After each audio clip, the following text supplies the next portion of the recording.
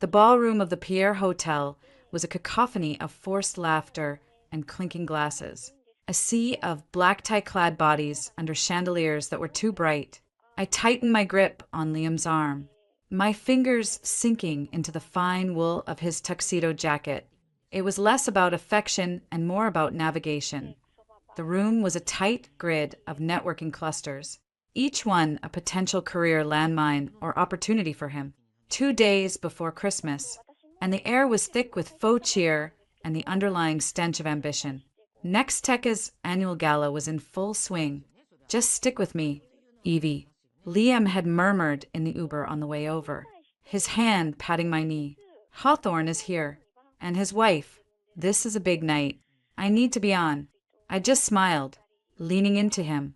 I'm always on your arm. Liam, you know that. And I was. For 2 years, I'd been the impeccably dressed, perfectly composed accessory on the arm of Liam Donovan, Nextech's rising star in marketing. He was the golden boy, the one the board whispered about as a future CMO. And I was Evelyn Reed, the supportive girlfriend with a vaguely academic, comfortably remote job as a linguistic consultant, a detail he always glossed over as something with languages and cultural stuff. Very niche. It allowed him to be the star. I'd never minded. Until tonight. We'd been circling the room for an hour, Liam working the crowd with a politician's ease. I smiled, nodded, shook hands, and made the kind of innocuous small talk that required no brain power. My mind was elsewhere, already drafting a report for my own biggest client. A report that involved dissecting the very corporate speak these people were spouting. Liam had no idea my niche consultancy advised Fortune 500 companies on cross-border mergers, that I could deconstruct a contract in 6 languages before most people had their morning coffee. It was an omission that had begun to feel less like privacy and more like a lie he preferred.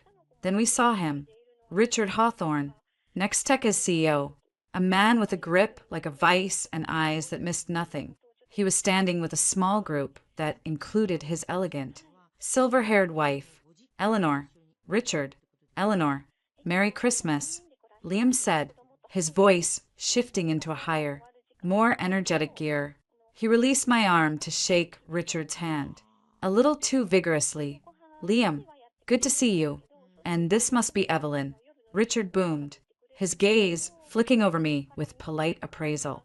Liam here talks about you all the time. Keeps him grounded. I bet. Lovely to finally meet you both. I said, my smile effortless. Eleanor Hawthorne gave me a warmer, more genuine smile. We fell into the usual chatter, the party, the food, the impressive year Nextech had weathered. Then Richard clapped Liam on the shoulder.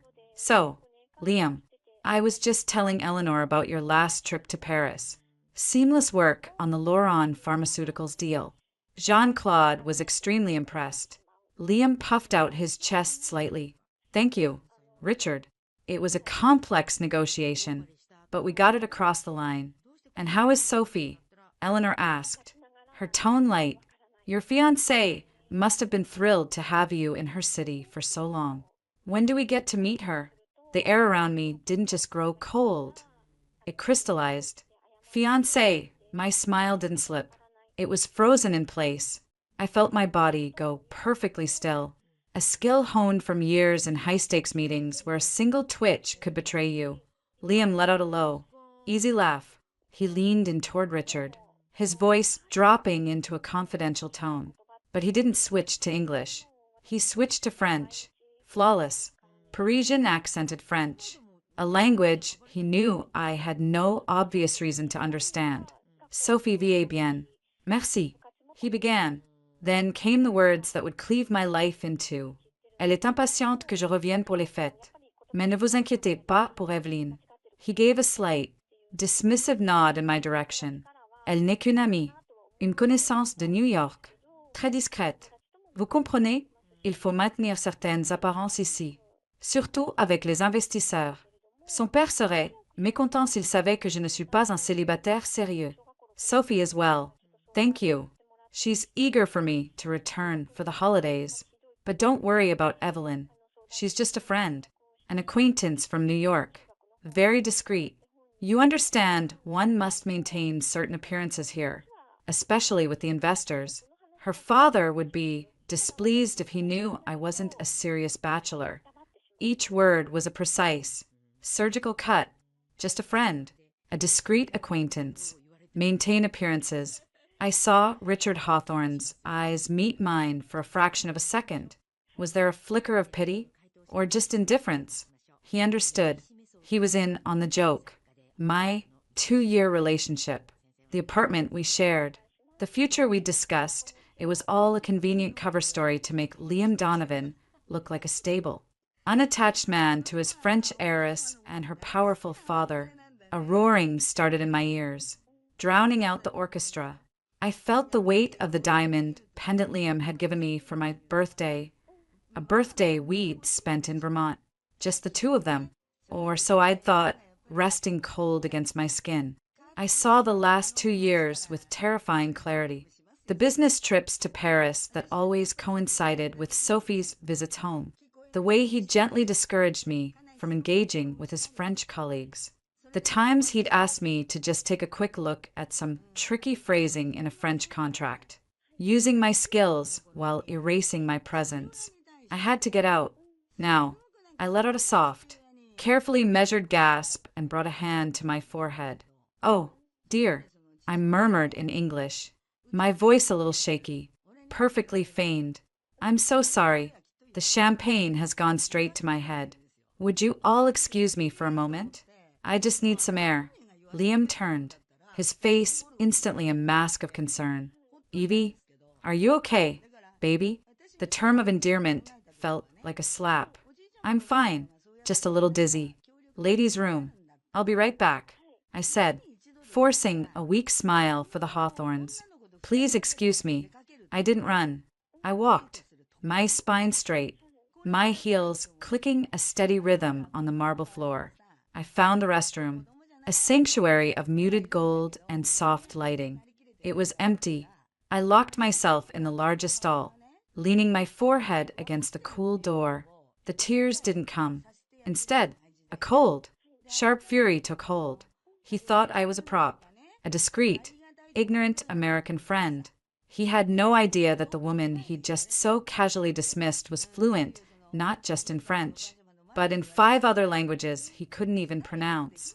He had no idea that my niche job had trained me to spot a lie from a mile away. He had built his house of cards on a foundation he was too arrogant to even inspect. I pulled my phone from my clutch. My hands were steady. I didn't call my mom. I didn't call a girlfriend. I called the one person who understood strategy, consequences, and the beautiful, brutal language of the law. She picked up on the second ring. "Evelyn, aren't you at Liam's big shindig? Please tell me the canapes are better than last year's." "Chloe," I said, my voice low and utterly calm. "He has a fiancée. In Paris." There was a beat of silence on the other end. Then, my best friend and corporate attorney, Chloe Chin, switched gears instantly. Her voice lost all its levity. "Tell me everything, and don't leave out a single word." So I did. I repeated the French conversation verbatim, my tone flat, analytical. I laid out the facts like evidence on a table. When I finished, Chloe let out a long, low whistle. Okay. So the bastard has been using you as a beard while he lines up a merger with a French banking heiress. Classy. What do I do? Chloe, do I go back out there and pour a glass of wine over his head? God, no, she said. And I could almost hear the gears turning in her brilliant legal mind. That's what he'd expect. Drama. Emotion. You need to be smarter. You need to be you. What does that mean? It means you walk out of there right now. Don't say goodbye to him. Just leave. Get a cab. Go to your place. I still kept my old apartment, a holdover from my freelance days that now seemed like a stroke of genius. Then, you let me make a phone call. A phone call to who? To a guy I know at the SSC, Chloe said, her voice dropping. Liam's been boasting to Richard about the Lauron Pharma deal, right? The one he just closed in Paris? Yes. Well, I've seen the preliminary numbers on that. Evie, the margins are creative, impossibly creative. And remember that consultancy fee he asked you to help him translate the wire instructions for last month? The one to that Shell Corporation in Luxembourg? A cold understanding began to dawn on me. This wasn't just about a broken heart. It was about fraud. You think he's cooking the books? I think our boy Liam is in way over his head, trying to impress his future father-in-law and his CEO at the same time. Chloe said, and he just made the biggest mistake of his life. He pissed off the one person who understands the paper trail better than anyone. So you're going to go home. And I'm going to make a call that will make his very comfortable world very, very uncomfortable. I took a deep breath. The fury was still there, but now it had a purpose. It was a tool. Okay, that's it. No hysterics. No hysterics, I said, unlocking the stall door. I caught my reflection in the mirror. My eyes were hard, my expression grimly determined. The dizzy girlfriend was gone. He thinks I'm just a friend. It's time he learned exactly who his friends are. I hung up, smoothed down my dress, and walked out of the hotel. I didn't look back. I hailed a cab on Fifth Avenue, the cold air a welcome shock. As the cab pulled away from the glittering facade of the Pierre, my phone started to vibrate. Liam's name flashed on the screen. I watched it ring. Then I turned the phone over in my lap, the screen facing down. Let him wonder. Let him panic. The game had just changed, and he was the only one who didn't know the rules. The cab ride from the Pierre to my apartment in the West Village was a blur of streaking taillights and the low murmur of the radio. I didn't cry. I sat perfectly still, my clutch purse feeling like a lead weighed on my lap. The vibration of my phone, Liam's face flashing on the screen, was a persistent, angry buzz against my thigh. I didn't answer. I just watched the city slide by, each familiar block feeling alien and hostile. He had built this entire life for us here, a life I now realized was a meticulously crafted set piece. The fifth time he called, I picked up. I needed to hear it. I needed to hear the lie in his voice. Evie, Jesus, where are you? Are you okay? His voice was a frantic mix of concern and irritation.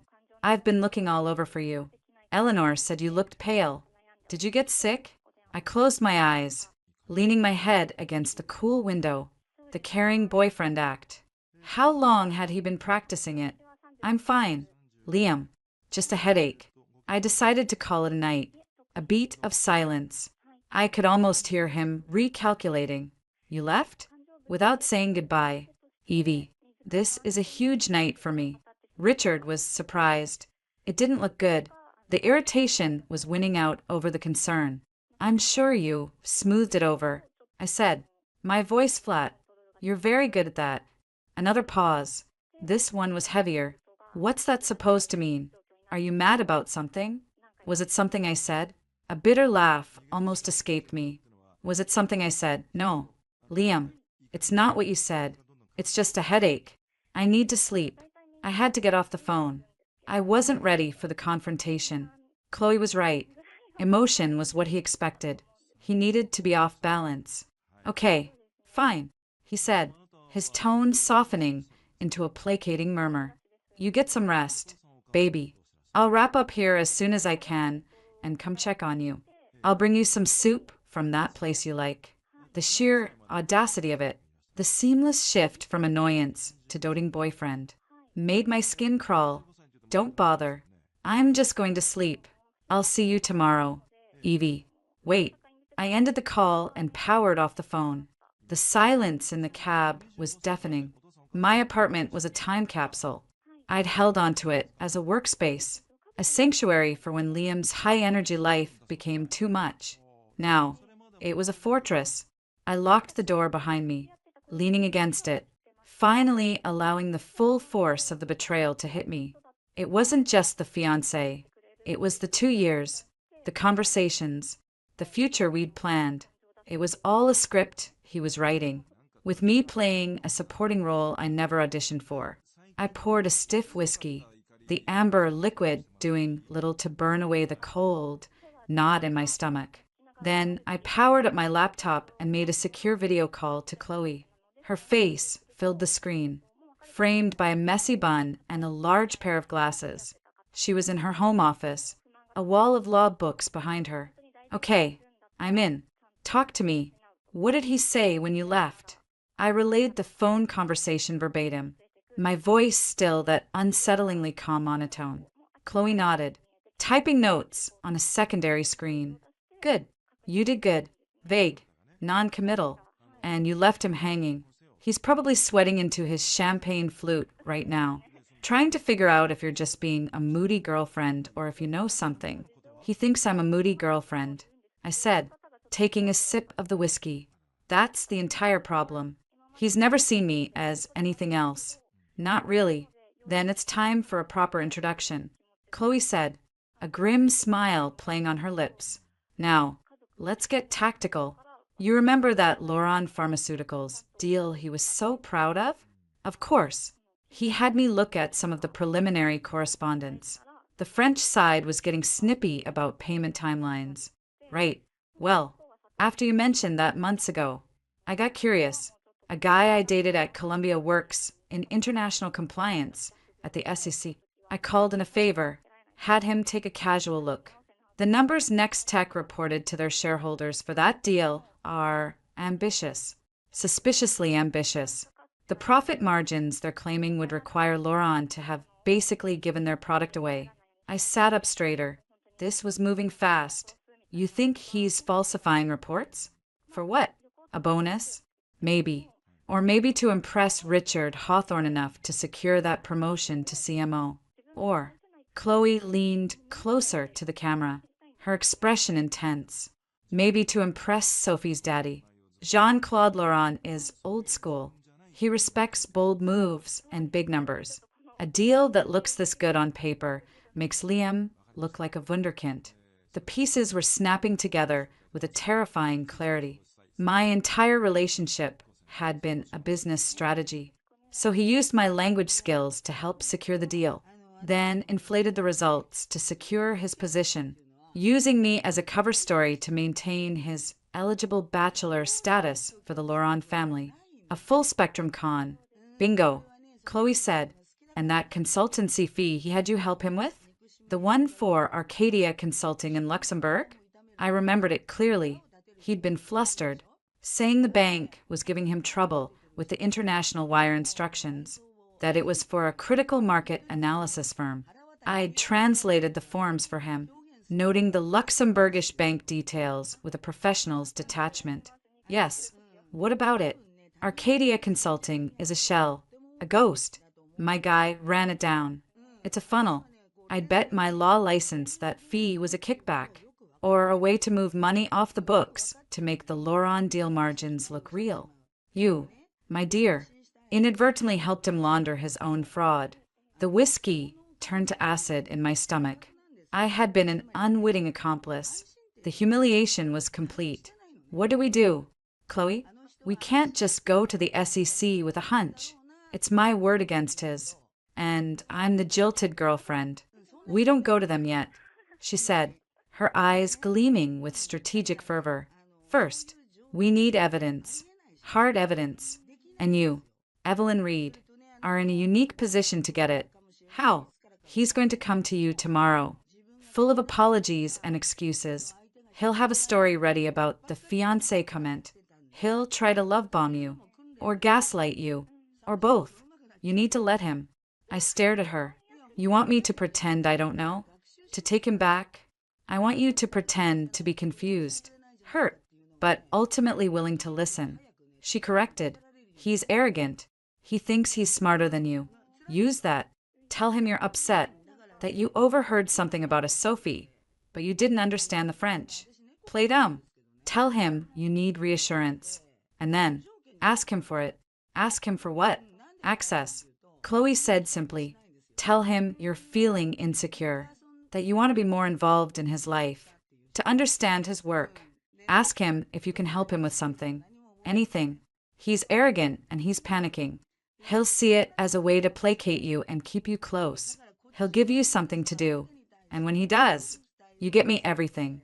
Emails, files, anything related to the Loran deal or Arcadia Consulting.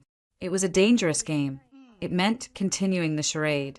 Looking into the eyes of the man I now despised and pretending to still be the woman he thought I was. I can't. Chloe, I can't stand to be near him.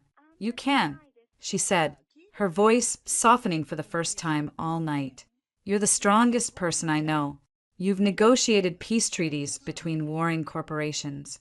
You can handle one-line bastard. Think of it as your most important translation project. You're just decoding the real Liam Donovan. She was right. This wasn't about heartbreak anymore. It was about justice. And, if I was honest with myself, it was about revenge. Okay, I said, my voice finding its steel again. Okay, I'll do it. Good. Now, I've already taken the liberty of reaching out to my contact. His name is Antoine. He's a private investigator based in Paris. Former DGSE. He's discreet, expensive, and very, very good. A pie? What for? We need the other side of the story. Chloe explained. We need to know about Sophie Loran. Is she a willing participant? Another victim? We need a picture, a timeline, anything we can get. I'm emailing you his secure contact info. You need to brief him. Your French is better than mine. The plan was expanding, becoming more real. I was no longer just a woman who'd been wronged. I was the central node in a covert operation. All right, send it. I'll contact him tonight. We spent the next hour refining the approach, scripting potential conversations with Liam, building the persona of the hurt but forgiving girlfriend I would need to become. When we finally hung up, the sun was starting to lighten the sky over the Manhattan rooftops. I felt exhausted but clear-headed. I opened my laptop and composed an email to Antoine Duval, Chloe's Parisian contact. I wrote in flawless, colloquial French, laying out the situation with clinical precision. My name is Evelyn Reed. I believe my partner, Liam Donovan, is secretly engaged to Sophie Loran. I need to understand the nature of their relationship. As I typed, my phone, now powered back on, lit up with a series of texts from Liam. Liam, 2:14 a.m. Evie, I'm so worried. Please call me. Liam, 2:37 a.m. I'm outside your apartment. Let me in. We need to talk. Liam, 3:02 a.m. This is crazy. I'm leaving, but we will talk tomorrow. I looked from the screen to my laptop, from the pathetic pleas of a guilty man to the cool, professional email that was my first strike back. A small, cold smile touched my lips. He was Wang Huang, panicked, just as Chloe said he would be. The game was indeed on, and for the first time that night, I felt like I was the one holding all the cards. I finished the email, hit send, and prepared for the performance of my life. The buzzer from the street-level door jerked me awake. I'd finally collapsed into a fitful sleep on my sofa as a gray, miserable dawn broke over the city. The sound was insistent, angry. I didn't need to check the intercom screen. I knew it was Liam. My head throbbed, a dull ache behind my eyes that coffee and aspirin had done little to quell. The script Chloe and I had drafted last night felt flimsy in the cold light of day. Could I really do this? Could I look at him and not scream? The buzzer sounded again, a long, relentless drone. I pressed the talk button, letting my voice sound weak. Sleep slurred. Hello, Evelyn. It's me. Open the door. His voice was tight, a mixture of exhaustion and barely restrained fury. The concerned boyfriend from last night was gone. This was the Liam who didn't like it when his plans were disrupted. I took a deep breath, summoning the persona, the confused, hurt Evie. I buzzed him in. A minute later, a sharp rap on my apartment door. I opened it to find him standing there, still in his tuxedo pants and a rumpled white shirt, unbuttoned at the collar. His bow tie was undone and hung loose around his neck. He looked like he'd been through a war. Good. He didn't wait for an invitation. He brushed past me into the apartment, his eyes scanning the room as if looking for evidence of what? Another man? What the hell was that? Evelyn, he demanded, turning to face me. You just disappear from the biggest night of my career? You embarrass me in front of Richard Hawthorne? What is wrong with you? I wrapped my arms around myself, pulling my robe tighter. I let my lower lip tremble, just slightly. Embarrass you? Liam, I felt sick. I told you. Sick, he repeated, the word dripping with skepticism. He ran a hand through his perfectly styled hair, now disheveled. You seemed fine 1 minute. Then you're bolting for the door after talking to the Hawthorns. What did Eleanor say to you? This was the opening. I looked down at the floor, playing with the belt of my robe. It wasn't Eleanor. I whispered. Then who? Richard. What could he have possibly said? I looked up, letting the confusion and hurt I felt show plainly on my face. It was you, Liam. He froze. The anger on his face flickered, replaced by a swift, calculating caution. Me. What did I say? We were talking about the Paris deal. You were talking in French, I said, my voice gaining a little strength, a little tremor. I caught a name. Sophie. The color drained from his face. It was almost comical. He took a half step back. Sophie?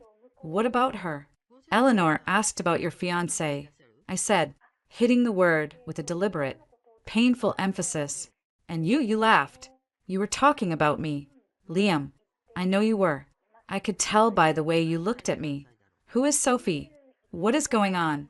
The lie formed in his eyes before it left his lips. I saw the entire, pathetic structure being built in real time. His shoulders slumped, and he moved toward me, his expression morphing into one of pained understanding. Oh, Evie. God, no. Baby. Is that what this is about? He reached for me, but I took a step back, hugging myself tighter. Don't. Just tell me the truth. Sophie Laurent, he said, sighing heavily, as if carrying a great burden. It's complicated. Her father is Jean-Claude Laurent, my biggest client, my most important client. I know who he is, I said coldly. Right. Well, Jean-Claude is old-fashioned, protective. He doesn't like his key executives being distracted by serious relationships. Liam made air quotes around the words, his face a mask of shared frustration. He thinks it dilutes ambition. There's a rumor he's considering me for a board seat at Laurent Pharma. A huge step up. I stared at him, waiting for the masterpiece to unfold. So, to keep him happy, to keep the peace, I may have let him believe that I'm unattached. And Sophie, she's a family friend. She's been a good sport about it, playing along when her dad is around. This fiancé nonsense is just a story that's gotten out of hand. It's corporate politics, Evie. That's all it is. It's stupid, and I'm sorry you got dragged into it. He looked at me, his eyes wide, pleading. It was a brilliant lie. It was almost believable. It acknowledged a kernel of truth while spinning it into a narrative of career-driven necessity. The Liam I fell for was charming, persuasive. This was that man, weaponized. So you're not engaged to her? I asked, layering my voice with a fragile hope. God, no, he exclaimed, closing the distance between us and taking my hands. I forced myself not to flinch. His hands were cold. How could you even think that? I love you, Evelyn. It's you and me. It's always been you and me. This Sophie thing is just noise. Background noise for a bigger play. For our future. Our future. The words were ash in my mouth. I looked down at our joined hands, feigning hesitation. It hurt. Liam, hearing you talk about me like that, like I was just some friend, it made me feel invisible. It made me feel like I'm not a part of your real life. His grip tightened. You are my real life. He gestured around my small, quiet apartment, a stark contrast to his sleek high-rise, is what's real. That party, those people, it's all a performance. And I need you to trust me. I need you on my team. This was it. The opening Chloe had predicted. I took a shaky breath. How can I be on your team if I don't even know what game you're playing? I feel so shut out. He studied my face, and I could see the arrogance reasserting itself. He thought he had me. He thought my insecurity was a lever he could pull. You're right. You're absolutely right. I've been trying to protect you from the boring corporate crap, but I've just made you feel excluded. I'm sorry. He pulled me into a hug. I rested my head on his chest, my face a cold mask against his shirt. I could smell another woman's perfume on him, something expensive and floral. Sophie, let me in. Liam. I mumbled into his chest. Give me something to do, something to help. I'm good with details, with languages. Put me to work. I need to feel connected to you. He was silent for a moment, stroking my hair. I could practically hear the gears turning. He was considering it. His need to placate me was warring with his instinct for secrecy. You know, he said slowly, there is something. It's a little tedious, but it's important, and it would be a huge help. What is it? I asked, pulling back to look at him, widening my eyes with feigned eagerness. The Loran deal. The paperwork is a nightmare. The final compliance reports are due to Nextech's legal team next week. It's just a lot of data entry, cross-referencing invoices with the bank transfers. But my assistant is swamped. And if it's late, Richard will have my head. You're so meticulous, Evie. You could have it done in an hour. My heart hammered against my ribs. He was giving me the keys to the kingdom, the very evidence Chloe needed. He was so arrogant, so sure of my devotion and my ignorance, that he was handing me the rope to hang him with. I can do that, I said, smiling softly. I'd be happy to. It would make me feel like I'm contributing. Great. It settled then. He kissed my forehead, a gesture that now felt like a brand. I'll have my assistant grant you temporary access to the secure project server when I get to the office. You're a lifesaver, Evie. I don't know what I'd do without you. You're about to find out that I thought. After he left, full of promises to make it up to me with dinner at Carbone. I immediately called Chloe.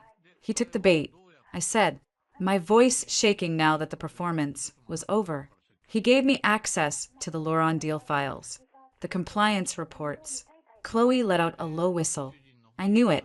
The arrogance is breathtaking. Okay, the second you get that login, you download everything, every single file in that folder. Don't be subtle. Just take it all. I'll get it to my SEC guy. There's more, I said, moving to the window and watching Liam's Uber pull away. The lie he told, it was elaborate. He said Sophie is just a family friend he uses to maintain a single image for her father. He's good. Chloe, really good. They always are. She replied, her voice grim, which is why we need to move fast. Did you get hold of Antoine? I sent him a detailed email last night. He just replied, he's on it. He's going to start digging into Sophie Loran today. Good. Let's pull the thread, Evie. Let's see what unravels. I ended the call and opened my laptop. There, in my inbox, was an email from Liam's assistant, Megan, with the subject line, Temporary Server Access, Loran Pharma Compliance. Attached was a login and a password. I clicked the link, a secure portal for Nextech. I entered the credentials. The screen loaded, presenting a directory of files. Loran_final, financial_reports, bank_transfers, invoices. I highlighted every single folder. I right-clicked, and I selected Download. As the progress bar began its slow crawl, I opened a new browser tab and typed a message to Antoine Duval in Paris. Antoine, it's Evelyn Reed. The situation is confirmed. He has just given me a cover story. Please proceed with urgency. I need to know everything about Sophie Loran and her relationship with Liam Donovan. I hit send. The web of lies was spreading from New York to Paris, and I was no longer the fly caught in it. I was the spider, The digital clock on my laptop read 11:17 a.m. A zip file containing the entire Loron_deal directory was now securely stored on an encrypted drive, a copy already winging its way to Chloe's secure server. The scale of what I held was staggering, hundreds of files, a labyrinth of financial records.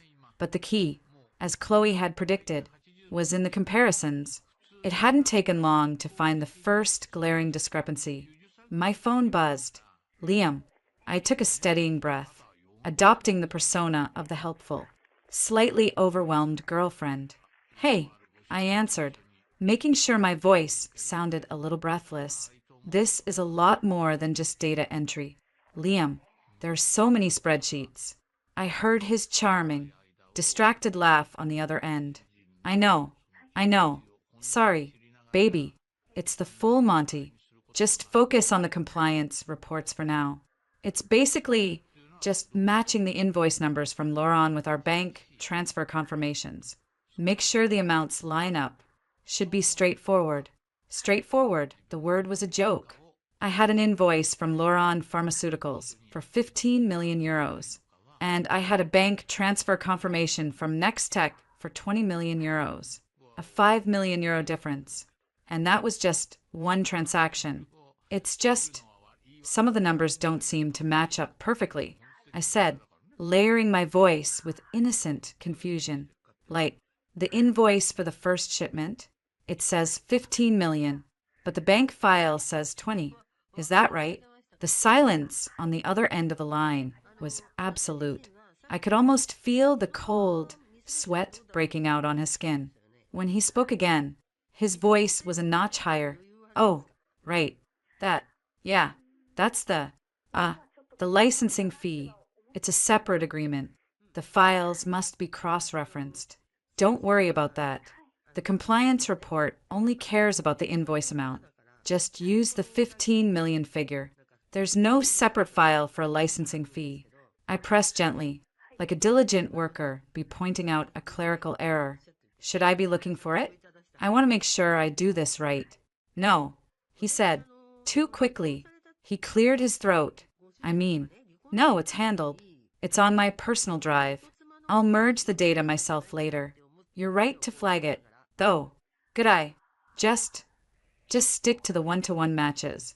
Okay, that's all legal needs. Okay, if you're sure, I said, sweetly compliant. I just don't want to mess anything up. You're not. You're helping immensely, he said, his relief palpable. Listen, I've got to run into a meeting with Richard. Thank you, Evie. Really, I'll make it up to you tonight. Carbone at 8. I love you. I love you too, I whispered, the lie tasting like poison. I hung up and immediately dialed Chloe. He's panicking, I said without preamble. There's a 5 million euro discrepancy. He tried to brush it off as a licensing fee with no paperwork. He told me to ignore it. Bingo, Chloe said, and I could hear the clicking of her keyboard in the background. That's the fraud, right there. He's overstating the cost of the deal to Nextech. And I bet my entire 401k that the extra 5 million is the kickback he sent to that shell in Luxembourg. He's siphoning money from his own company to make the deal look bigger than it is. The arrogance. I breathed. He gave me the evidence to convict him. He thinks you're a secretary with a crush, not a forensic accountant with a motive. Chloe replied dryly. Okay, my guy at the SEC is salivating, but he needs more than just the files. He needs a narrative. He needs a witness. Which brings me to my next point. We need to talk about Marcus. Marcus Thorne, the CEO of Veritas Tech, Nextech's most aggressive competitor. He was a looming presence in the tech world, known for his sharp intelligence and ruthless tactics. I'd met him once, a year ago, at a charity auction. He'd been intense. He'd asked me a question about semantic AI in Japanese, and we'd had a brief, fascinating conversation that Liam had quickly ended. Looking annoyed. What about him? I asked, a knot of apprehension forming in my stomach. Veritas has been trying to poach Loron Pharmaceuticals for months. Liam stole the deal out from under them. Marcus would have a vested interest in seeing Liam's deal exposed as fraudulent. More than that, he'd be appreciative. He might even have additional leverage or information. Chloe, no, I'm not going to work with a shark like Thorn. This is about exposing Liam, not starting a corporate war. It's too late for that. Evie, Chloe's voice was firm. This is a corporate war, and you're standing in the middle of the battlefield. Marcus isn't just a shark. He's the one who controls the ocean. We need allies. And he reached out to me. I froze. He what? When? About an hour ago. A discreet call to my office line. He said he'd heard rumors of instability around Nextech's golden boy. He said he'd be amenable to a conversation. With you. The world was tilting again. This was moving too fast, pulling me into deeper, darker waters. How does he even know about me? Because he's Marcus Thorn, Chloe said, as if it were the most obvious thing in the world. He makes it his business to know everything about his competitors, and that includes their talented, multilingual girlfriends who are suddenly asking pointed questions about compliance reports. A chill ran down my spine. I was a pawn in a game I hadn't even known I was playing. I don't like it. You don't have to like it. You have to be smart. Meet him. Hear what he has to say. You don't have to commit to anything. But if he has information, we need it. Later that afternoon, as I was sifting through more files, my personal cell phone rang. A number I didn't recognize. A New York area code. I answered cautiously. Evelyn Reed. Ms. Reed. Marcus Thorn. The voice was deep, calm, and carried an undeniable authority. I understand you've had a rather enlightening 24 hours. I was speechless for a second. Mr. Thorn, this is unexpected. I prefer directness. He said, I believe we have a mutual problem, one that presents a mutual opportunity. I'm having a drink at the Mark Hotel, the bar. Join me.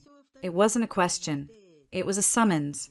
20 minutes later, I was walking into the opulent, quiet bar of the Mark. He was seated in a secluded booth, a tumbler of whiskey in front of him. He stood as I approached. Marcus Thorn was taller than I remembered, with sharp, intelligent features and eyes that missed nothing. Evelyn, thank you for coming. He gestured for me to sit. A summons from Marcus Thorn is hard to ignore, I said, sliding into the booth opposite him. A faint smile touched his lips. I appreciate that. Let's dispense with the pleasantries. Liam Donovan is defrauding his shareholders and using a relationship with you as a smokescreen for his engagement to Sophie Laurent. You've discovered this, and you're rightfully seeking resolution. I kept my face impassive, though my heart was racing. He knew everything. You're very well informed. It's my job. My interest is simple. The Laurent Pharmaceuticals deal is tainted. If it collapses, Veritas has a chance to step in. But a simple collapse isn't enough. The stench of fraud needs to be so overwhelming that Jean-Claude Laurent has no choice but to look for a new, reputable partner. That's where you come in. And what do I get out of this? I asked, my voice colder than I intended. Justice. For starters, he said, his gaze unwavering. But also, a future.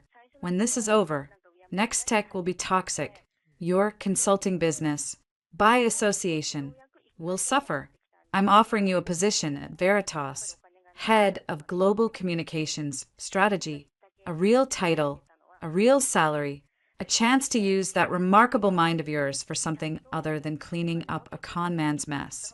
It was a staggering offer, and it was also a leash. You want to own the whistleblower, I stated. I want to align my interests with a valuable asset. He corrected smoothly. Help me expose Liam Donovan for the fraud he is. And I'll help you build a fortress around the life you deserve. Think about it.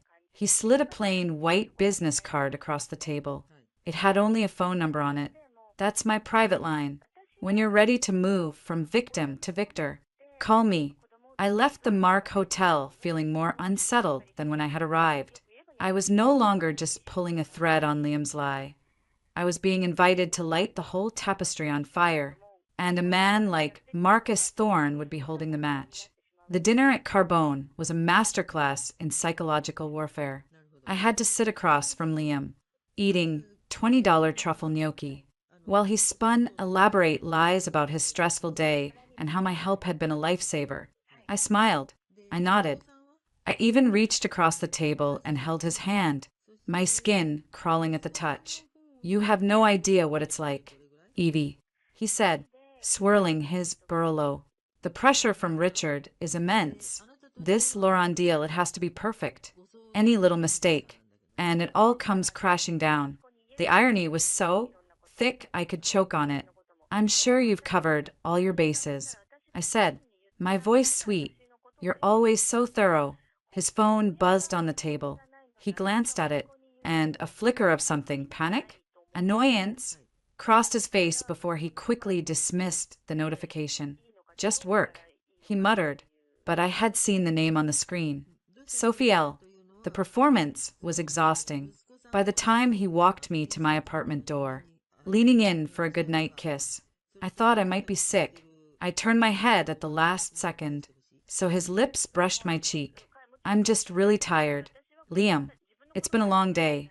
He looked momentarily offended, then smoothed his expression into one of concern. "Of course. Get some rest. I'll call you tomorrow." He hesitated. "And Evie, you deleted those files from your computer, right? Company policy." "Of course." I lied smoothly. "All gone." The moment the door closed, I leaned against it, taking deep, ragged breaths. My phone vibrated in my clutch.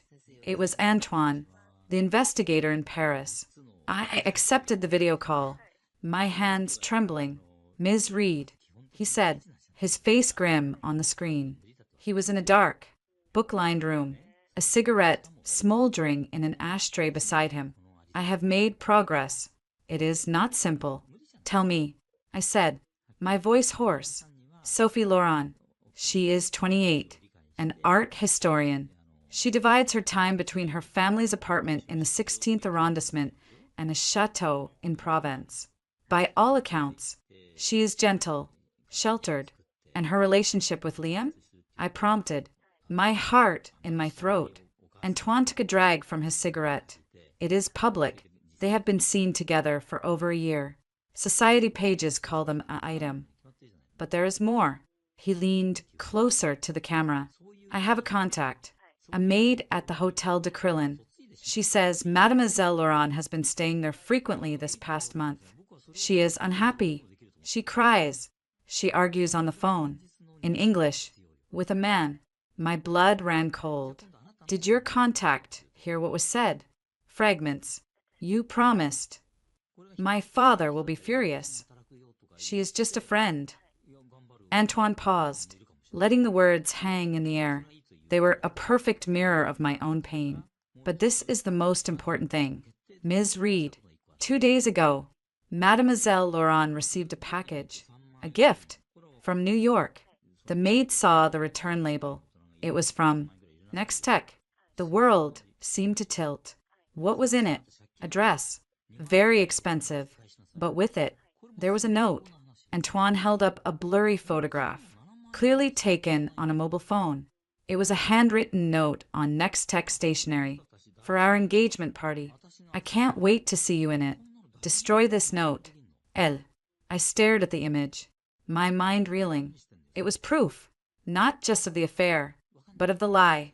He had sent that note after a gala, after he had looked me in the eye and called Sophie a family friend. "Ms. Reed?" Antoine's voice was gentle. "Are you all right?" "No," I whispered, "but I will be. Antoine, I need to speak to her. To Sophie. That is risky. I don't care. She's a victim in this too. Can you get me her number? Her private number?" He sighed. "I can try. But, Ms. Reed, be careful. You are playing with fire." An hour later, a number with a French country code appeared in my messages. My heart hammered against my ribs. It was late in Paris, but I didn't care. I dialed. The phone rang 3 times before a soft, hesitant voice answered. "Allô?" Sophie Laurent? I asked, my voice steady despite the storm inside me. Oui? Qui est à l'appareil? She sounded wary. My name is Evelyn Reed. I'm calling from New York. I believe we have something, or rather, someone, in common. Liam Donovan. There was a sharp intake of breath on the other end of the line. Then, a long silence. When she spoke again, her English was flawless, though laced with a subtle French accent. How did you get this number? That's not important. What's important is that Liam told me 2 days ago that you are a family friend he uses to maintain a single image for your father. He told me you are not his fiancée. She let out a bitter, choked sound that was half laugh, half sob. He told me the same thing about you.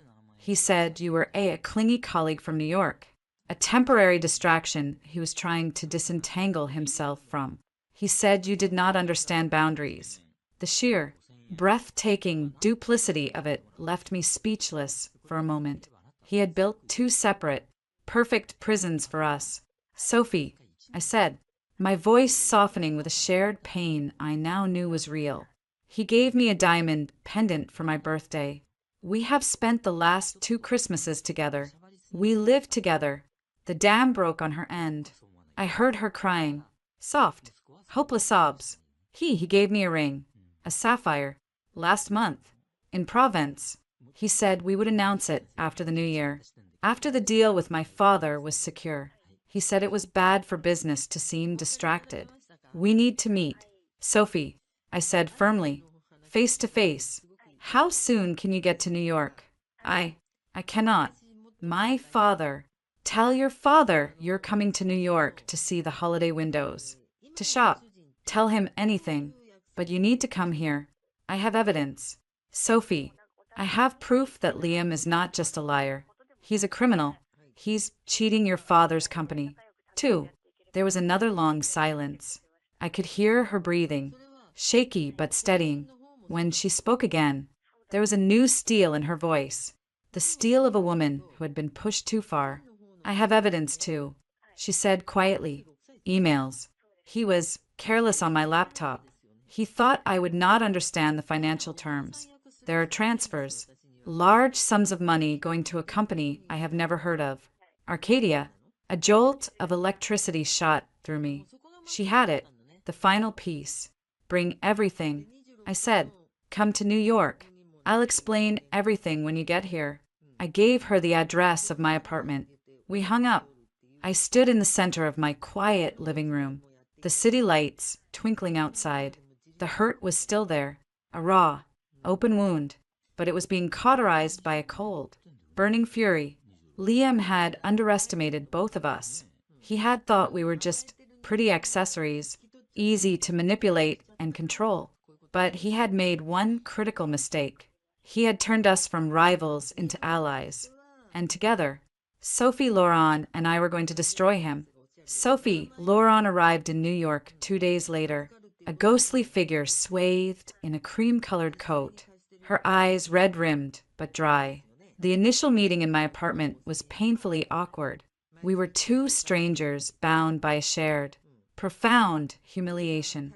She stood by the window, not touching anything, as if afraid to leave a trace. He said you were unstable.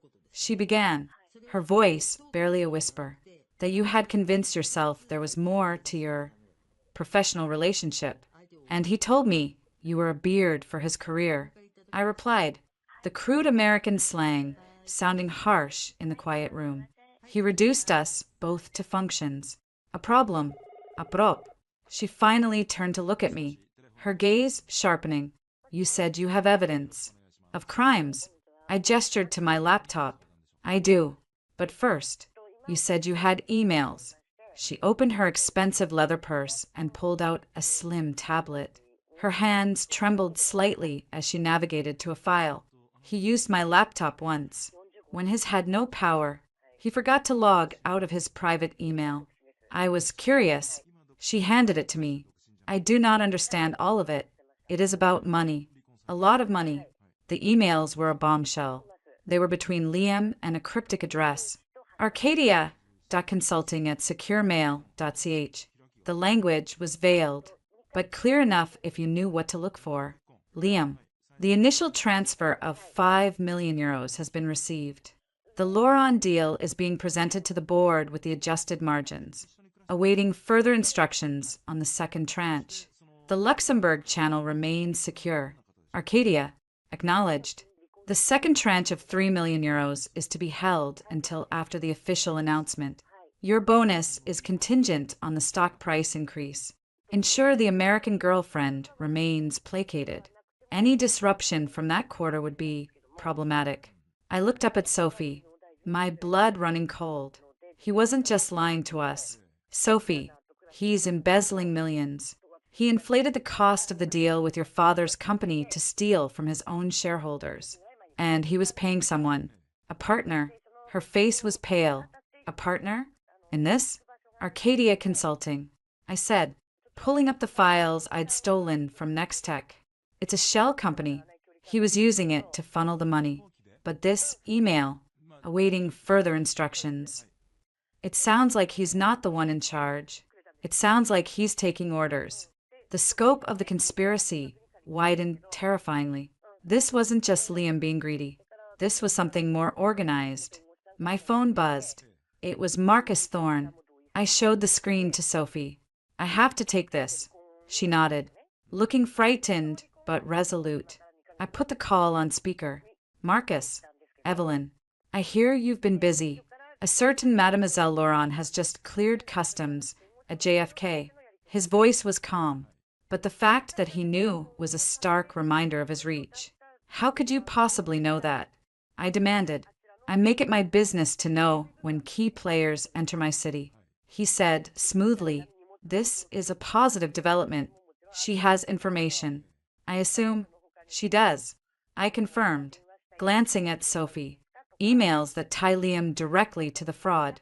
And it looks like he's not working alone. There's someone else. Arcadia Consulting. There was a pause on the other end of the line. When Marcus spoke again, his tone was deadly serious. Arcadia, are you sure? Yes. Why? Do you know who that is? I've heard the name. In whispers. It's not a company. Evelyn. It's an alias. For a very dangerous man. An investor who specializes in corporate sabotage and hostile takeovers. If Liam is mixed up with him, this is far bigger than a simple fraud case. Sophie, and I exchanged a look of alarm. Dangerous man. What should we do? I asked, my voice tighter than I intended. You need to go public. Now, before this Arcadia individual knows you're onto him. You have the evidence. You have a witness from the Loron family. You need to take it to the SEC, and you need to do it with a lawyer and a publicist. You need to control the narrative before they do. My lawyer is already on it. I said, thinking of Chloe. Good, but you need more firepower. My offer stands. Evelyn, Veritas's legal and PR teams are at your disposal. We can have a press release drafted in an hour. We can have you and Mademoiselle Loron in a secure location by tonight. It was an overwhelming offer, a lifeline, but it was also a trap. Aligning with Marcus Thorne would forever tie my story to his corporate warfare. I need to discuss it with Sophie. I said carefully, don't discuss for too long. He warned, the longer you wait, the more time Liam and his associate have to cover their tracks. Or worse, call me when you've decided. He hung up. The silence in the room was heavy. Sophie looked at me, her eyes wide. A dangerous man? What does that mean? It means we might be in over our heads. I admitted. I called Chloe and put her on speaker, quickly explaining everything, Sophie's emails, Marcus's warning about Arcadia. Chloe let out a low whistle. Okay, this just went from a white-collar crime to a potential thriller. Marcus is right about one thing. We need to move fast, but we don't need him. We have the evidence. My guy at the SEC is ready. We can file the report today, but Marcus can offer protection. Sophie interjected, her voice trembling. If this man is dangerous, my father, I cannot involve my family in something like this. It was the crucial point. Chloe argued for the purity of the legal process. Marcus offered the shield of his power and resources. I looked at Sophie, saw the fear in her eyes, and knew that this was no longer just about my revenge. I had dragged her into this. Okay, I said, my decision made. Chloe, file the report with the SEC. Now, use everything we have, but call Marcus back. Tell him we accept his offer of secure accommodation for Sophie and me, just as a precaution, but we are not using his PR team. We do this by the book. It was a compromise, using Marcus's practical help without selling him the story. An hour later, a black SUV with tinted windows was outside my apartment building. Sophie and I got in, a single bag each in our hands. As the car pulled away, my phone rang again. Liam. I showed the screen to Sophie. Her face hardened. Answer it, she said, her French accent sharp with anger. Put it on speaker. I did. Evie, where the hell are you? Liam's voice was frantic, panicked. The SEC just showed up at the office. They're seizing servers. They're asking about the Loron deal. About me. What did you do? I took a deep breath, my voice cold and clear. I did what you should have done. Liam, I told the truth. There was a stunned silence on the other end. Then, his tone shifted, turning venomous. You stupid bitch. Do you have any idea what you've done? You've ruined everything. This isn't just about me. There are other people involved. Powerful people. You're going to regret this. Before I could respond, another voice cut in on the line, low and chillingly calm. A voice I didn't recognize. Mr. Donovan. That is quite enough. Liam immediately fell silent. I could almost feel his fear through the phone. The new voice spoke again, directly to me. It was smooth, educated, and utterly menacing. Ms. Reed, a pleasure, in a manner of speaking. I am the principal of Arcadia Consulting. It seems you have been very busy. I would advise you to reconsider your current course of action, for your sake, and for the sake of your new friend. The line went dead. Sophie and I stared at each other in the silent, moving car. The threat hung in the air, cold and real. The silent war was over. The real one had just begun. The safe house was a sleek, anonymous high-rise apartment in Tribeca, all concrete floors and floor-to-ceiling windows with a stunning, impersonal view of the Hudson River. It felt less like a sanctuary and more like a cage. The voice on the phone, the man from Arcadia, had shattered any illusion that this was just a financial scandal. Sophie was pacing, her arms wrapped tightly around herself. He knew my voice was on the line. He called me your new friend. How did he know? He's monitoring Liam's phone. I said, my own heart still thumping against my ribs, which means he's known about our movements, our conversations, for who knows how long. I looked at Chloe, who was typing furiously on her laptop at the minimalist kitchen island. Your SEC guy, did he know about this Arcadia person? About the threat? Chloe didn't look up. He knew the name, said it was a red flag, but dangerous. That's a new level. I'm digging, but this guy is a ghost. The Swiss email address is a dead end. It's encrypted, bulletproof. She finally stopped typing and looked at me, her face grim. The report is filed. The SEC has moved faster than I've ever seen. They've frozen Nextech's assets related to the Loron deal and are bringing Liam in for questioning tomorrow. It's public now. My personal phone, which I had kept on a separate, secure line Chloe had provided, started to buzz. It was Richard Hawthorne. I showed the screen to Chloe. Answer it, she said. Put it on speaker. Let's hear what the CEO has to say when his golden boy implodes. I took a deep breath and accepted the call. Richard, Evelyn.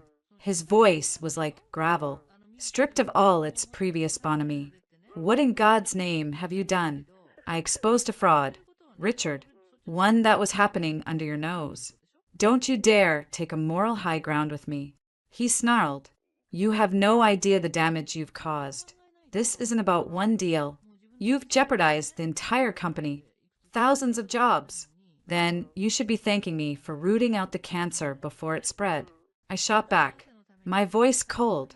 There was a tense silence. When he spoke again, his tone was lower, more controlled, and far more threatening. Listen to me very carefully. Girl, you will retract your statement. You will tell the SEC you were confused, that you misinterpreted files you had no business seeing. You will say it was a lover's quarrel gone too far. Or what? Richard, I challenged, though a chill went down my spine. Or you will find that the business world is very, very small. Your consulting career will be over. I will bury you. And as for your little French friend, I'm sure her father would be very interested to know about her role in this hysterical spectacle. Sophie gasped softly. He was threatening her. Two, I'm not retracting anything, I said, my voice shaking with fury. The truth is out. You should be focusing on damage control, not threatening the whistleblower.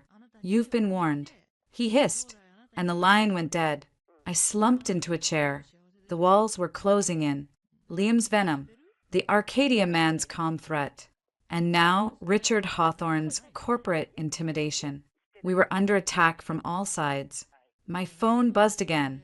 This time, it was Marcus Thorne. I see the hounds have been unleashed, he said without preamble. Hawthorne called you, I assume? How do you know that? Because he just got off the phone with me. Marcus replied, offering a truce, a merger, even. He's desperate. He knows Nextech is finished if Liam goes down. He's trying to contain the blast. What did you say? I told him I'd think about it, Marcus said, and I could hear the smirk in his voice. But my offer to you is more concrete. My head of security is outside your building. His name is David Chin. He's ex-Special Forces. He's going to be your shadow until this is over. Do not argue. Accept it. I looked at Chloe, who gave a sharp, reluctant nod. We were in over our heads. Okay, I said. Thank you. Don't thank me yet. Marcus said, this Arcadia situation changes things.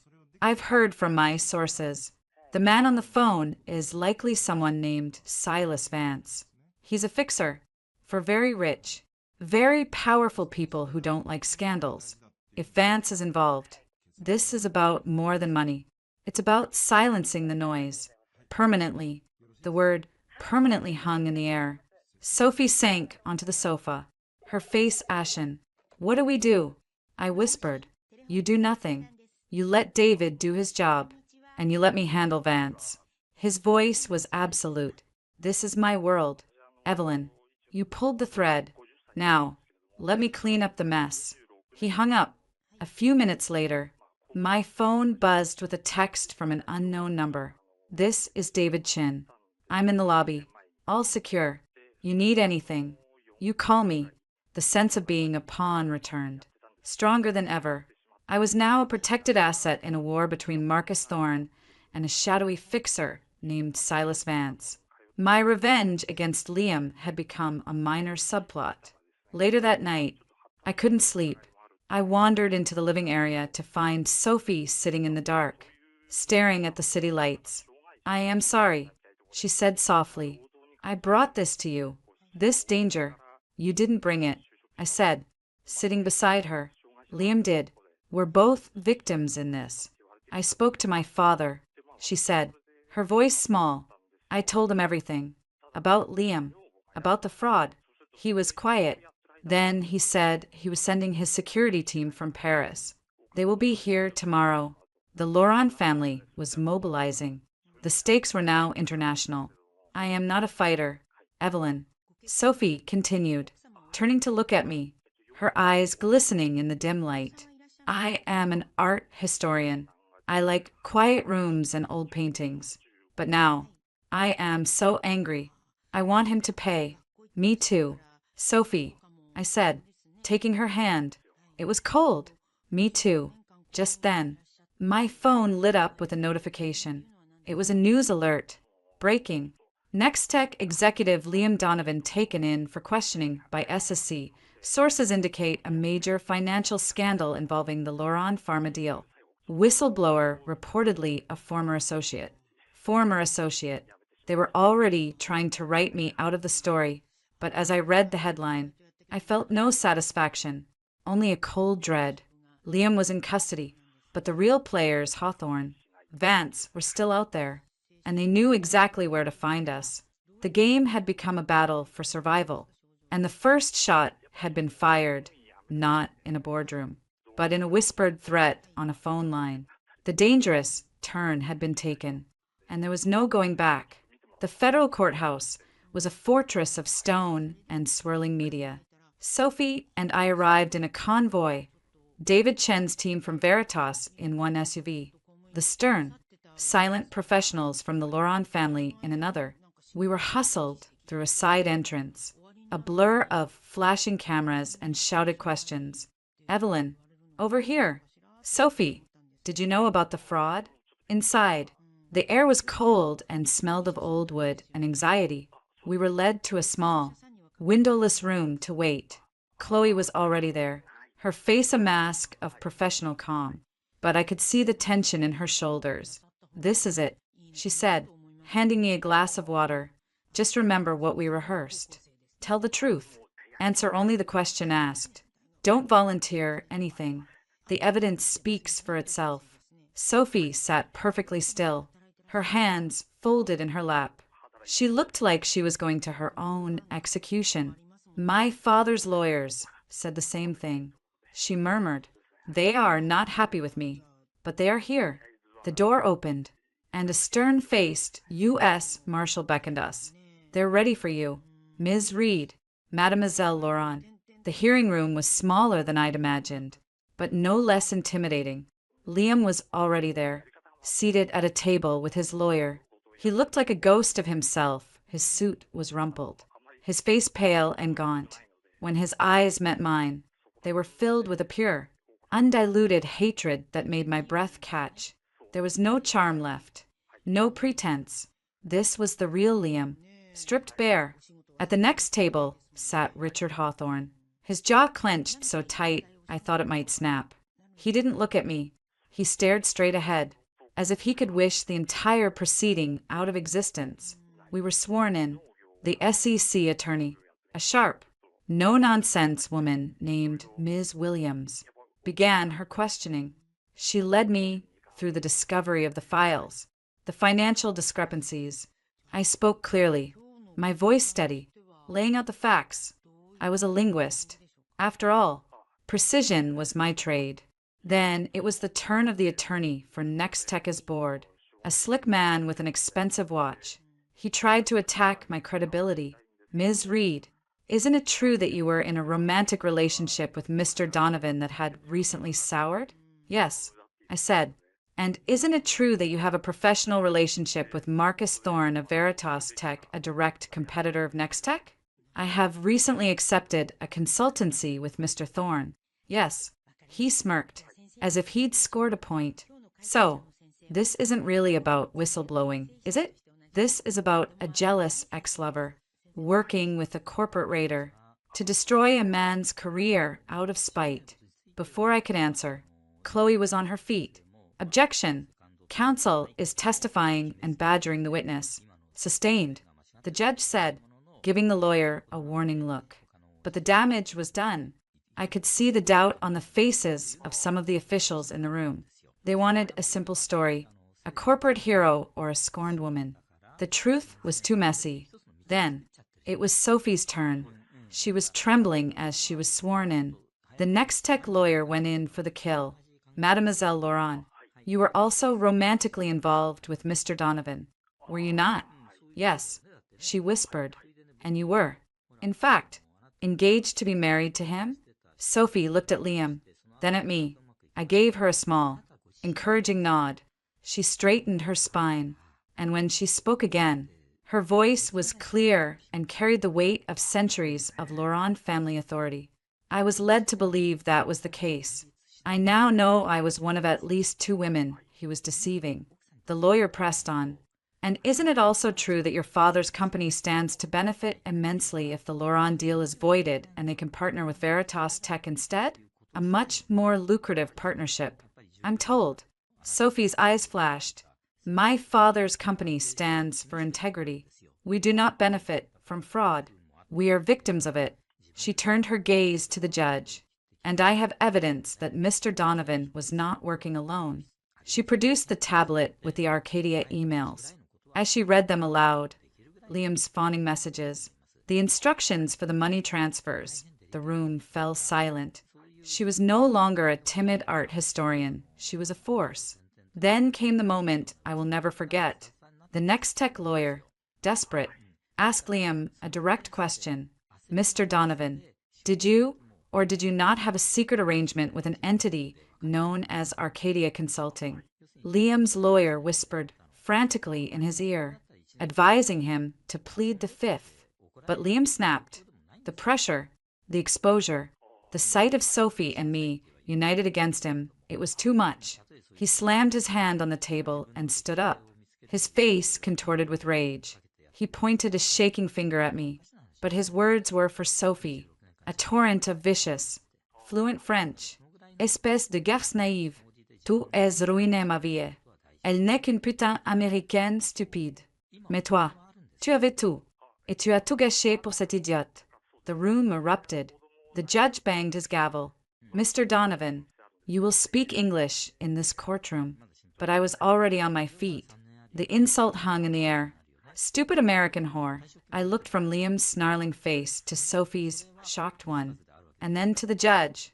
Your Honor, I said, my voice cutting through the chaos.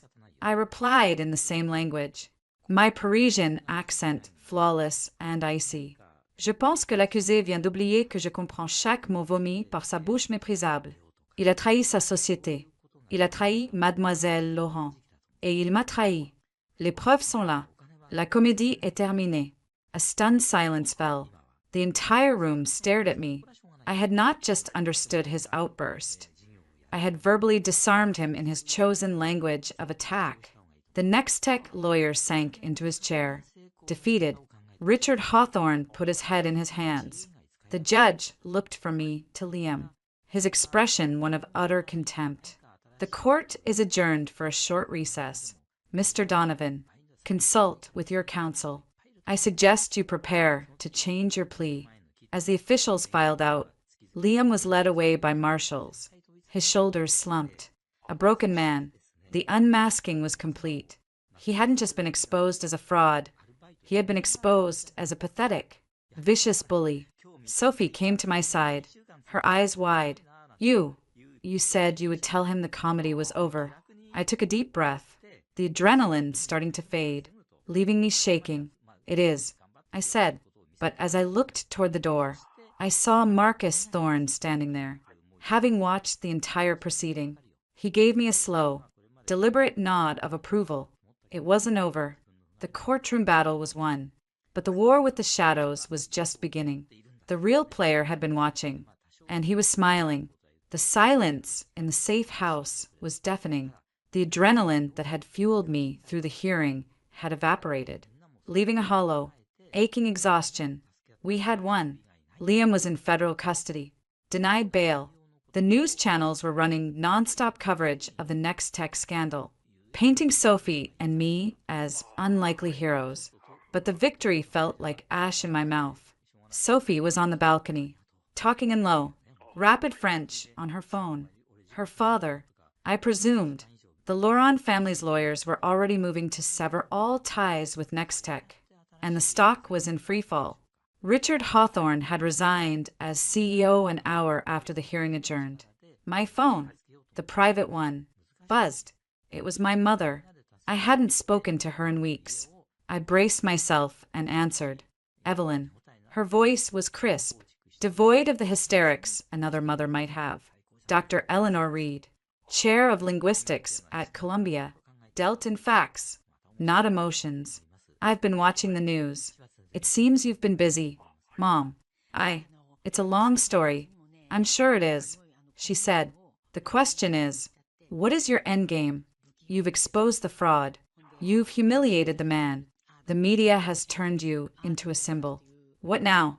Her typical, cutting pragmatism was, for once, a relief. I don't know, I admitted. The truth of it startling me. I hadn't thought that far ahead. Your entire career, Evelyn, has been based on thinking ahead, on analyzing patterns and predicting outcomes. You've spent the last few weeks reacting. It's time to be proactive again. She paused, and her tone softened a fraction. Your father would have been proud of your courage, but he would also tell you to have an exit strategy. Revenge is not a strategy. It's an emotion, and it will burn out. Tears I didn't know I was holding back pricked my eyes. She was right. This had started as a reactive strike, a raw, emotional response to betrayal. But now I was at the center of a media firestorm and a shadowy corporate war. I needed a plan. I know. I whispered. Good. Then make one. And with that, she hung up. A typical Reed family heart-to-heart. I found Chloe in the kitchen, pouring 3 glasses of very expensive scotch that had appeared courtesy of Marcus Thorne, to putting a bastard behind bars. She said, handing one to me. I took the glass, but didn't drink. Chloe, what happens now? To me? My consulting business is toast. My name is synonymous with scandal, not scandal. She corrected. Integrity, a very marketable commodity if you play it right. But you're right. You can't go back to what you were. She leaned against the counter. You have options. The book deal offers are already flooding my inbox. The speaking circuits would pay a fortune. Or there's Marcus's offer. Head of Global Comms at Veritas. A real job. Power. Protection. Protection from Silas Vance? I asked, especially from him. A new voice said. Marcus Thorne stood in the doorway to the living room. David Chin must have let him in. He looked as impeccably calm as ever, but there was a new intensity in his eyes. He'd been watching his rival company implode, and he was the one holding the biggest piece of the wreckage. Sophie, he said with a slight nod as she came in from the balcony. Her own conversation finished. She looked wary but nodded back. Marcus, I said, I suppose we owe you a thank you. For the security. For all of it. You don't owe me anything. He said, stepping fully into the room. But I'm here to talk about your future. Both of your futures. He looked from me to Sophie. Nextech is finished. Veritas will acquire its viable assets for pennies on the dollar. The Loron Pharmaceuticals deal is, of course, void. But Jean-Claude Loron is a pragmatic man. He still needs a stateside partner. Sophie's eyes widened. My father! He would never partner with the company that exposed his shame, exposed his salvation. You mean? Marcus countered smoothly. Veritas exposed the rot before your family's company was permanently tainted by it. That's the narrative. And narratives are my specialty. He turned his gaze back to me, which is where you come in. Evelyn, the offer stands, but it's expanded. I want you to lead the communication strategy for the new Veritas-Loron Alliance. It would be the comeback story of the decade. And I want Sophie, with her expertise in European culture and her name, to head a new cultural liaison division, turning a corporate disaster into a symbol of international cooperation and ethical business. It was a breathtakingly audacious pitch. He wasn't just offering me a job, he was offering us both a redemption arc that he would profit from immensely. He was rebuilding the very deal Liam had corrupted, but with himself at the center. Sophie and I looked at each other. I could see the same conflict in her eyes that I felt. It was a lifeline, a chance to rebuild something from the wreckage. But it also meant tying our futures irrevocably to Marcus Thorne. We would be living in the fortress he built. It's a very generous offer. Marcus, I said carefully, we need some time to discuss it. Of course, he said, though I could tell he disliked hesitation. But don't take too long. The news cycle is fickle. Right now, you're heroines. In a week, you'll be old news. The opportunity vanishes. He placed his business card on the counter next to the scotch. My personal number. Let me know. After he left, the 3 of us, Sophie, Chloe, and I sat in silence. It is a good opportunity. Sophie said quietly, a real position, not just hiding. It is. Chloe agreed. But he's not doing it out of the goodness of his heart. He's leveraging your story for his own gain. You need to decide if you're comfortable with that. Before I could answer, my phone buzzed with a notification. It was a news alert. I opened it, and my blood ran cold. Breaking. Liam Donovan, found unconscious in cell. Suspected overdose. Condition critical. I showed the screen to the others. Chloe gasped. Sophie made the sign of the cross. Oh my God, Chloe whispered. An overdose? In a federal holding cell? That's not possible. The security. A new call came in. From a blocked number. I answered, my hand trembling. A familiar, calm, chilling voice spoke. Silas Vance. A tragedy. Ms. Reed. It seems the pressure was too much for the poor boy. Such a waste. It wasn't an overdose. It was a message. Liam had been silenced. Permanently. Vance continued, his voice a soft, deadly whisper. I do hope this concludes the matter. Some stories are better left unfinished. Don't you agree? For the sake of everyone's health. The line went dead. I looked at Sophie and Chloe, their faces pale with horror. The victory of the courtroom was gone, replaced by a cold, stark fear. Liam was gone, the convenient fall guy, and the man in the shadows had just reminded us that he was still there, watching. He had promised the story was over. But as I looked from Sophie's determined face to Chloe's furious one, I knew it wasn't. It couldn't be. The hollow feeling inside me was gone, replaced by a new, cold purpose. Revenge had been an emotion. This was now a mission. Marcus Thorne's offer of a fortress suddenly seemed a lot more appealing. But a fortress could also be a cage. I picked up his business card. The game had changed again. We were no longer just picking up the pieces. We were going to war. 3 months later, Paris felt like a different planet.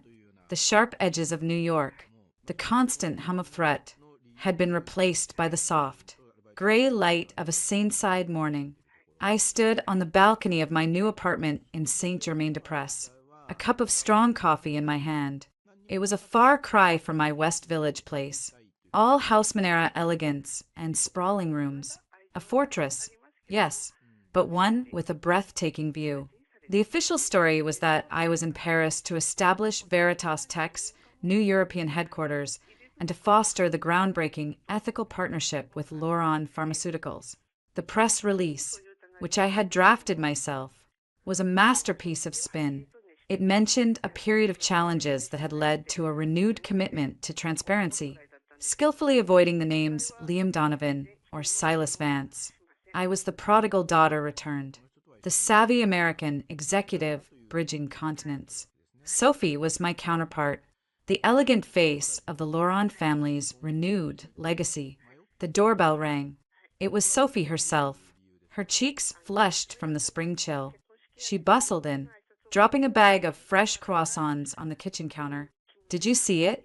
She asked, her eyes alight with a fire I hadn't seen before. The morning briefs? The Veritas stock price jumped another 5% on the European Open. My father is surprisingly pleased. I saw, I said, smiling. The plan was working, better than we had dared to hope. In the wreckage of Nextech, Marcus had been a vulture, but a brilliantly strategic one. The Veritas-Lauron alliance was the feel-good story that Wall Street and the Parisian business elite had desperately needed. My phone buzzed on the counter. Marcus. I put it on speaker. Marcus. Sophie's here with me. Evelyn. Sophie. His voice was all business, but there was an undercurrent of satisfaction. The numbers are better than projected. Jean-Claude is a happy man, which makes my life easier. You've both done exceptional work. We've laid the groundwork. I said cautiously, the narrative is set. It is. He agreed. And now we need to talk about the next chapter. Silas Vance. The name landed in the sunny kitchen like a block of ice. The official investigation into Liam's overdose had gone nowhere. It was a closed case, but for us, it was an open wound. What about him? Sophie asked, her voice tight. My sources indicate he's gone to ground. probably in Dubai or Moscow. But he's not the problem anymore. The problem is the people he works for, the ones who wanted the next tech deal to go through quietly, the ones Liam was stealing for. They've lost a significant amount of money and a great deal of face. They see the Veritas-Laurent partnership not as a recovery, but as an insult. A chill ran down my spine. Are we in danger? You're protected, Marcus said, and it was a statement of fact, not a reassurance. The security around both of you is absolute. But we can't be reactive. We need to be proactive. We need to make the story we've created so powerful, so unassailable, that any move against you would be catastrophic for them. That is your new task, not just PR, armor. He was right. The courtroom victory had been just a battle. The war was a perpetual, silent one of influence and perception. Understood. I said, good. I'll be in Paris next month. We'll discuss then. He paused. You made the right choice. Evelyn. Both of you. After he hung up, Sophie and I sat in silence for a moment. The weight of the unspoken future settling over us. He still wants to own the story, Sophie said finally, crumbling a piece of croissant. I know, I replied, but we're writing it. Sophie, that's the difference. We're using his resources to build our own platform, our own power. It was the compromise we had made.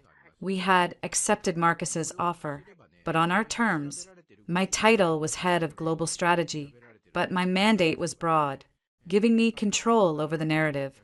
Sophie's role was deliberately vague, allowing her to blend her family's connections with her own academic interests. We were playing the long game, from within the belly of the beast. Later that afternoon, I had a meeting with Antoine Duval, the investigator. We met at a quiet cafe tucked away on a side street. He looked the same, a little more worn around the edges. Ms. Reed, he said, sliding into the booth opposite me. Or should I say, Madame la Directrice? Evelyn is fine. Antoine, do you have anything new? He shook his head, lighting a Gauloise. The waiter scowled but said nothing. On Vance? Nothing solid. He is a ghost. But there are whispers. The people he worked for. They are not happy. They consider the Donovan affair messy. Amateurish disaster. They have cut ties. Vance is on his own now. A wounded animal is often the most dangerous kind, but a predictable one. I said, thank you, Antoine. Keep listening.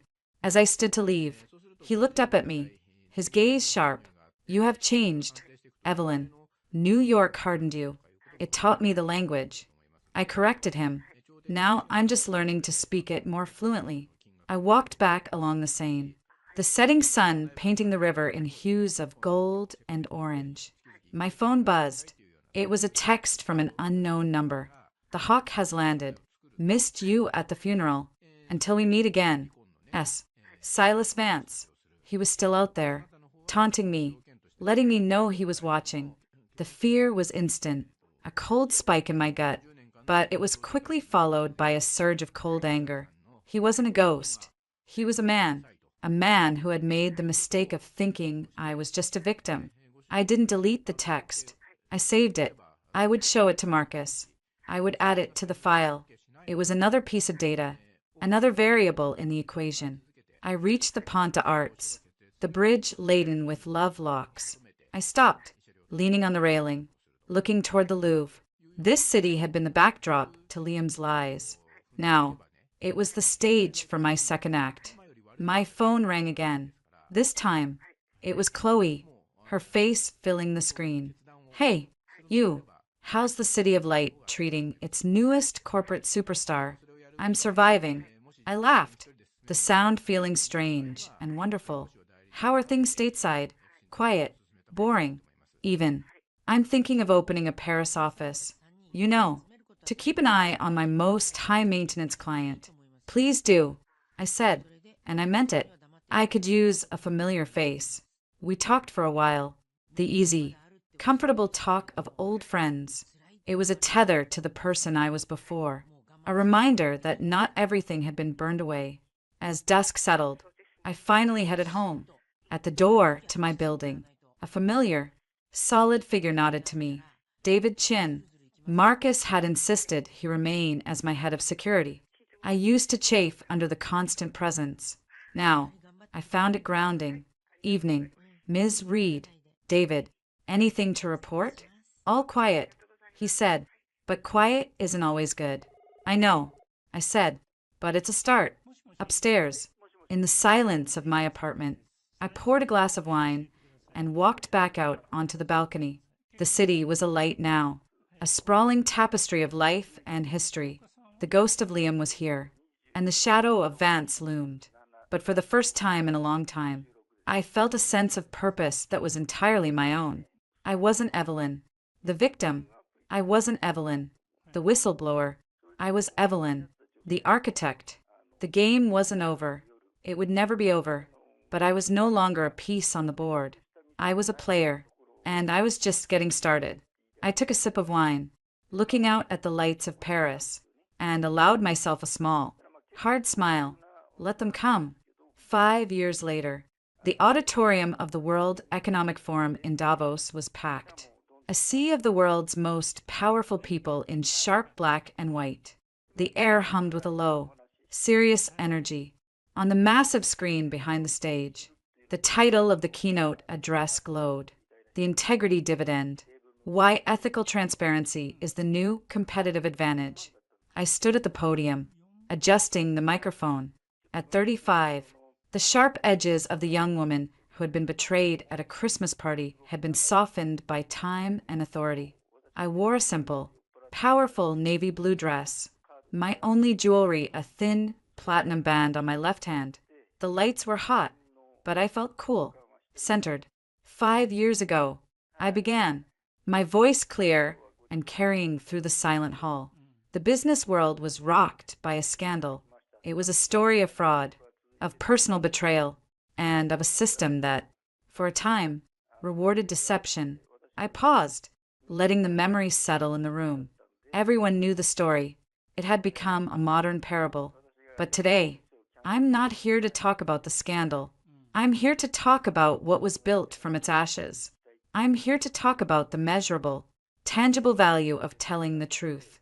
For the next 45 minutes, I didn't mention Liam Donovan or Nextech by name. I didn't have to. I spoke about the Veritas-Laurent alliance as a case study. I presented charts showing how our stock value had tripled since the refounding, not in spite of our radical commitment to transparency, but because of it. I talked about the cultural liaison programs Sophie had pioneered, which had given us an unparalleled edge in European and Asian markets. I spoke about the new generation of talent flocking to a company known for its ethics. It was a masterclass in turning poison into medicine. I had taken the worst moment of my personal life and, with relentless focus, forged it into my professional thesis.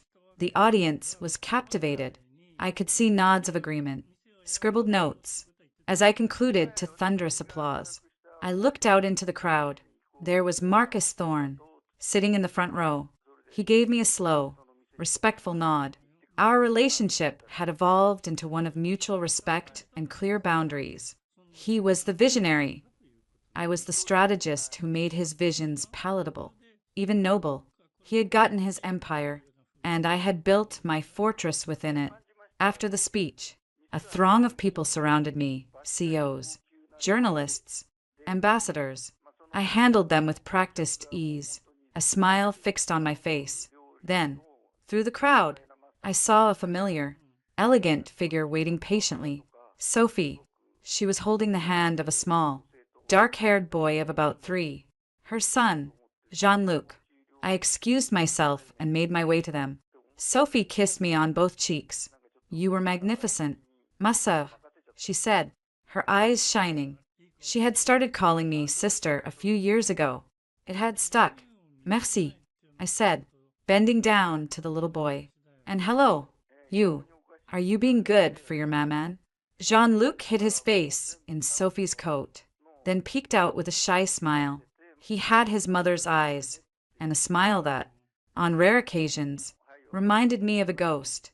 But it was just a fleeting shadow. He was entirely his own person.